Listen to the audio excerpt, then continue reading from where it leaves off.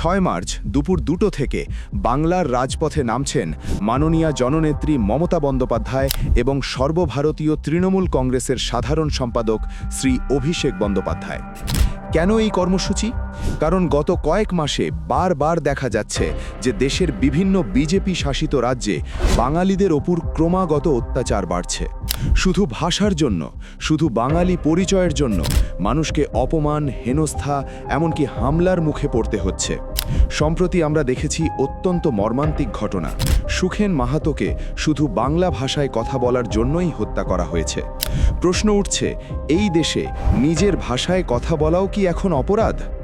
এর পাশাপাশি বিজেপি শাসিত বিভিন্ন রাজ্যে তপশিলি জাতি ও তপশিলি জনজাতির মানুষের ওপর অত্যাচারের ঘটনাও ক্রমশ বাড়ছে। সংবিধান যে মর্যাদা ও সুরক্ষা তাদের দিয়েছে, বাস্তবে তা বারবার লঙ্ঘিত হচ্ছে। আর এর সঙ্গেই রয়েছে এসআইআর প্রক্রিয়ার নাম করে সাধারণ মানুষকে হয়রানি করার ঘটনা। ভোটার তালিকা সংশোধনের নামে লক্ষ লক্ষ মানুষের নাম নিয়ে বিভ্রান্তি তৈরি করা হয়েছে। বহু সাধারণ মানুষ মানসিক চাপে পড়েছেন। এমনকি এই প্রক্রিয়ার সঙ্গে যুক্ত কিছু বিএলওর মৃত্যুর ঘটনাও সামনে এসেছে। প্রশ্ন উঠছে, একটি গণতান্ত্রিক প্রক্রিয়া কি মানুষের জীবন পর্যন্ত কেড়ে নেবে?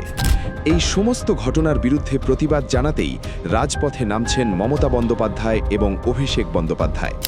এই ধর্না শুধু একটি রাজনৈতিক কর্মসূচি নয়, এটি বাংলার মানুষের সম্মান, ভাষা এবং সাংবিধানিক অধিকারের পক্ষে দাঁড়ানোর লড়াই। বিজেপির বিভাজনের রাজনীতি, ভয় দেখানোর রাজনীতি এবং গণতন্ত্রকে দুর্বল করার চেষ্টার বিরুদ্ধে বাংলার প্রতিবাদের কণ্ঠ আরও একবার রাজপথে উচ্চারিত হবে। কারণ বাংলার মানুষের বার্তা স্পষ্ট: ভাষার ওপর আক্রমণ মেনে নেওয়া হবে না, অধিকারের ওপর আঘাত মেনে নেওয়া হবে না, আর অন্যায়ের বিরুদ্ধে বাংলার প্রতিবাদ থামবে না।